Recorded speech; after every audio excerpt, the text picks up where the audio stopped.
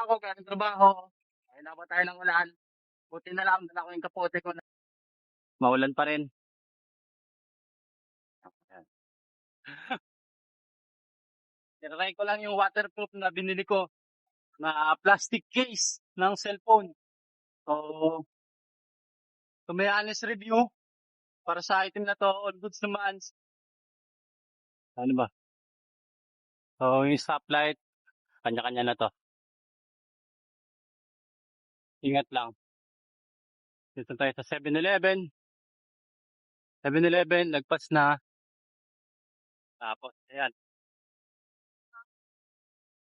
Basa na ako. Kung mapapansin nyo sa aking kamay, ayan. Kita na yung balat. Kasi yung ating kapote, hindi pwede pang matagalan sa ulan. Parang payong lang yung tela nito. So, madali siyang pasukin ng tubig. Kaya ito, basa na ako. Bahay na ako. At mo lang sa taas. Ayan o.